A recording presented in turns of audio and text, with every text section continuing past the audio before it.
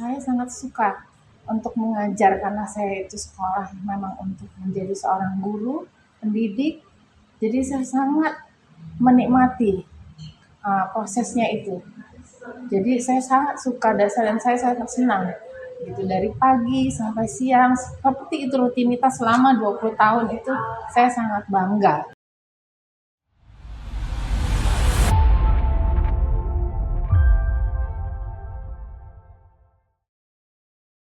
Ibu dengan siapa namanya Bu?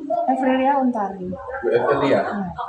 Bu Evelia ini seorang tenaga pendidik Ya. yang selama Ibu mengajar dari awal sampai sekarang atau setidaknya sampai terakhir Ibu mengajar tercatat sudah mengabdi berapa tahun sih? Saya sudah mengabdi 20 tahun. TMT saya 2005 dan saya sertifikasi tahun 2013.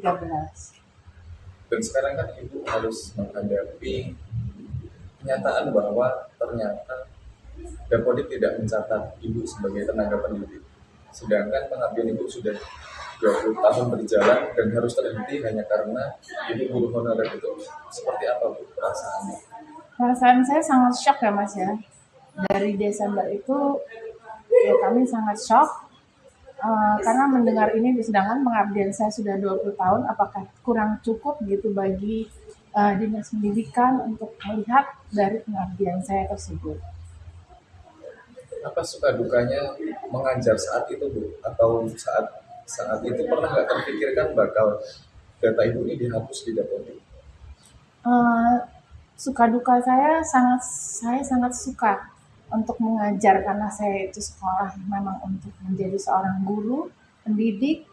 Jadi saya sangat menikmati prosesnya itu. Jadi saya sangat suka dan saya sangat senang gitu dari pagi sampai siang seperti itu rutinitas selama 20 tahun itu saya sangat bangga gitu kepada profesi saya. Kemudian alangkah kecewanya kami begitu kami ini mendengar dari kepala sekolah bahwa kami harus dirumahkan. Saya tidak bisa berkata-kata lagi dan kepala sekolah juga tidak bisa berkata-kata karena itu keputusan dari atas. Seperti itu. Di hari saat Ibu diberi informasi oleh kepala sekolah bahwa Ibu hari esok tidak mengajar lagi, saat itu bisa dijelaskan Bu Ibu saat itu sedang apa, jadwal mengajar kelas berapa, mata pelajaran yang akan disampaikan mata pelajaran apa, sampai akhirnya dipanggil kepala sekolah dan mendapatkan kenyataan seperti itu? Ya, saya berangkat sekolah seperti biasa jam 7, kami absen dan sebagainya. Kemudian bertemu dengan anak-anak dengan hati yang gembira lah karena kami mendidik anak-anak SD. Tapi keadaannya waktu itu mungkin saya di ruangan bersama anak-anak dan guru-guru ada rapat sedikit dengan kepala sekolah, kemudian saya dipanggil di ruangan tersebut, ruangan sendiri bersama kepala sekolah dan menceritakan bahwa beliau tidak bisa berkata-kata lagi dan beliau harus merumahkan saya. Mungkin kepala sekolah tidak bisa juga berkata apa-apa dan segera pergi dari ruangan itu. Ya, saya hanya menatap kosong, saya melihat bangku kosong, melihat meja tempat saya bekerja, tempat saya mengabdi selama ini. Ternyata saya harus menerima kenyataan bahwa saya dirumahkan. Dan data Dapodik saya pun belum jelas seperti apa, sedangkan saya sudah mengabdi 20 tahun dan saya berharap saya bisa masuk pendataan di tahun ini sesuai dengan SK nomor 7. Ternyata SK pun tidak bisa diterbitkan lagi sejak Januari 2006 sampai dengan bulan Agustus ini. Saat di tempat terakhir, di sekolah terakhir, Ibu mengajar kelas berapa? Karena saya mengajar kelas 1 sampai 6 bahasa Inggris. Bahasa Inggris. Dan ketika Ibu mendapat kabar dari kepala sekolah tidak mengajar lagi, sempat berpamitan dengan para siswa nggak sebelum akhirnya Ibu di rumah? Iya, saya sempat berpamitan dengan siswa. Saya hanya berpesan kepada anak didik saya, teruslah belajar dan jadilah anak yang sukses, jadilah anak yang kuat, sabar dan ikhlas, bahwa hidup ini harus berjuang, seperti itu. Dan anak-anak karena mereka masih kecil, mereka belum paham ya yang seperti itu. Jadi setiap hari itu menghubungi saya, kapan ibu kembali untuk mengajar kami. Karena kami merasa senang ibu selama ini mengajar dengan gembira. Kita bisa bernyanyi bersama, kita belajar sambil bermain. Itu membuat mereka sangat bahagia dan menantikan saya setiap hari. Momen apa yang bikin ibu nggak bisa move on saat menjadi tenaga pendidik selama 20 tahun mengajar ini? Momen dimana saya dan anak-anak itu seperti teman. Kami bisa tertawa bersama dan mereka bisa mengungkapkan semua rasa-perasaan mereka saat bersekolah di situ. Karena mereka suka dengan hal-hal yang unik, hal-hal yang baru. Karena saya agak kreatif gitu dan membuat pelajaran itu menjadi menyenangkan. Jadi membuat anak-anak juga rindu dengan saya. Dan sampai detik ini pun mereka masih bertanya di sosmed bagaimana keadaan saya, apakah bisa kembali ke sekolah. Apakah ada titik terang Bu atau bakal ada kabar baik setelah perjuangan yang dilakukan, setelah dirumahkan melakukan perjuangan, apakah ada tanda-tanda bakal kembali menjadi tenaga pengajar? Kami hanya berharap seperti itu karena menurut SC nomor 7 yang melindungi hak guru-guru non-ASN agar kami bisa kembali mengajar dan mendapatkan SK kembali dan bisa bertemu dengan anak-anak kembali. Apa tanggapan teman-teman guru lain karena itu dirumahkan ini, sementara yang lain guru lain masih mendapatkan jam mengajar? Mereka juga tidak mengerti ya tentang regulasi tersebut. Mereka juga tidak tahu dengan peraturan daerah ini seperti apa. Jadi mereka pun ikut sedih gitu. Dan ya tidak bisa berkata-kata lagi. Selama dirumahkan yang hampir setahun ini, apa aktivitas sekarang? Aktivitas saya di rumah itu ada sedikit usaha bersama suami. Ya kami hanya menjalankan seperti biasa saja apa yang bisa kami lakukan, walaupun hati ini sedih gitu, tapi hanya saya berusaha untuk menutupinya dengan kegiatan-kegiatan yang bisa saya lakukan. Perkenalkan, nama saya Elvira Ontari, guru dari SDN Metro dengan TMT tahun 2005 dan memperoleh sertifikasi pendidik tahun 2013. Saya lahir di Metro 21 April 1979. Orang tua saya adalah pengabdi negara. Ibu saya pensiunan guru SD Negeri 4 Metro Timur dan ayah saya pensiunan tentara. Izinkan saya mencurahkan sepenggal kisah tentang diri saya dan guru-guru honorer sekota Metro. Kami mengajar anak-anak Metro dengan hati yang tulus dan penuh kegembiraan. Walaupun terkadang hati kami sedang sedih, perut kami lapar, kami tetap tersenyum di depan anak-anak, memberikan motivasi dan harapan kepada mereka, meskipun harapan itu belum kami rasakan sendiri. Suatu hari diadakan lomba paduan suara semua guru seprovinsi Lampung. Saya terpilih mewakili sekolah untuk menjadi anggota paduan suara. Hari demi hari kami berlatih dengan bangga ke Dinas Pendidikan Kota Metro dengan penuh semangat. Kami selalu mendapat motivasi dari Bapak Kabid dan Ibu Elitendik dan Ibu Eka.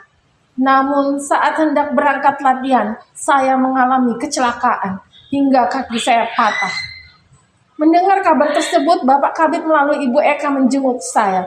Mata beliau berkaca-kaca melihat keadaan saya, tetapi beliau tetap memberikan semangat. Hati saya bangga karena akhirnya paduan suara Dinas Pendidikan Kota Metro berhasil meraih juara 1 tingkat Provinsi Lampung. Hari demi hari berlalu, berkat doa teman-teman guru dan anak-anak didik, saya berangsur sembuh. Mereka selalu bertanya, kapan saya kembali mengajar? Hingga hari yang saya tunggu tiba, saya datang ke sekolah dengan tongkat.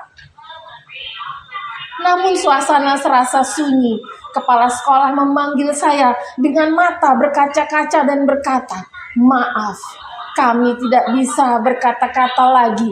Kami tidak dapat berbuat apa-apa lagi karena ibu harus dirumahkan." Saya berusaha tetap tenang dan tersenyum, tapi air mata tak mampu lagi terbendung. Saya memandang ruang kelas, bangku, dan meja yang pernah menjadi bagian hidup saya.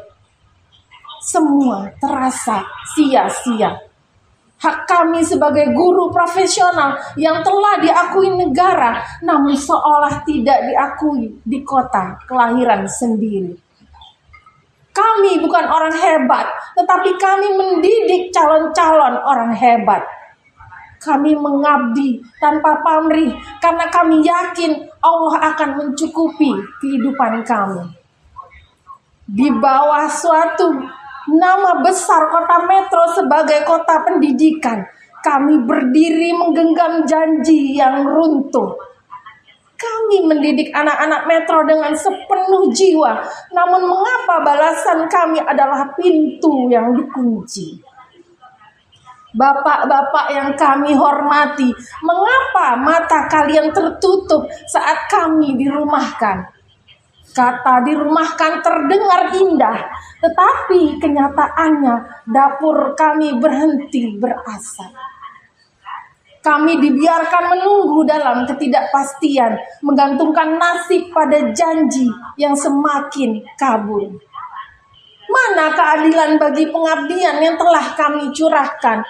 Mana perlindungan bagi kami yang menjaga nyala ilmu? Jangan jadikan kami korban di balik konflik dan regulasi.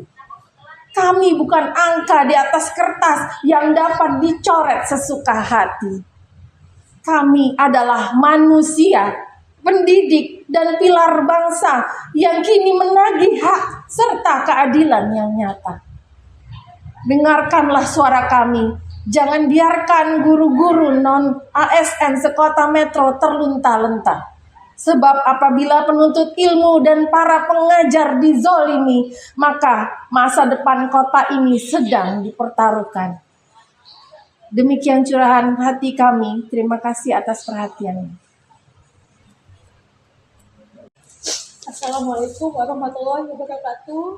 Kepada yang terhormat Bapak Presiden Republik Indonesia, Bapak Prabowo Subianto, Bapak Menteri Pendidikan Dasar dan Menengah, Bapak Abdul Mukti, dan Ibu Dirjen GTK Ibu Nunu, pada DPR RI Komisi 10, tolong kami, Bapak, Ibu, kami di sini adalah guru yang sudah bersertifikasi pendidik, sudah ber-NPTK, sudah mengabdi bertahun-tahun, dan politik kami juga sudah terdata dari 2019, dan kami harus menerima pil pahit, kami harus dirumahkan per Januari 2026. Segala upaya sudah kami tempuh, dari minta pendampingan PGRI, DPRD, sudah audiensi bersama Dinas Pendidikan, bahkan sampai PG3, tapi sampai detik ini belum ada kejelasan atau kepastian terhadap nasib kami. Bapak atau Ibu yang terhormat, tolong beri keadilan kepada kami. Beri keadilan kepada kami, karena kalau data dan kode kami tidak aktif, maka kesempatan yang telah diberikan oleh Bapak Menteri Pendidikan Dasar dan Menengah, Bapak Abdul Mukti, maka hilanglah kesempatan kami untuk mengikuti penataan ASN ke depannya, Pak. Tolong Pak, kami di Metro Lampung butuh ulur tangan Bapak-bapak dan Ibu-ibu semua. Tolong lihat kami di sini, Pak, Bu. Terima kasih banyak. Wassalamualaikum warahmatullahi wabarakatuh. Datang ke sana, pendek, jalannya bagus, tidak ada rumah di pinggir kampung. 11 miliar, gila, marapnya berapa itu? Masa berani korupsi, ini nggak berani. Mau pengawasannya 400 juta. Rumahnya Pak Wali itu pengawasannya berapa? 40 juta.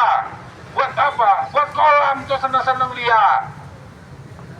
Untuk diamin anak ANI, dibangun gedung ANI. Apa gunanya kelurahan dibangun? Apa? Kalau jadi pecah, bisa jadi 200 kerjaan. Bisa rata. Jangan korupsi Pak Bambang. Kena punya utang 25 miliar itu. Mikirin. Nanti kalau kamu jadi pasti masuk pidana. Miskin kamu Pak Bambang. Saya tunggu sampai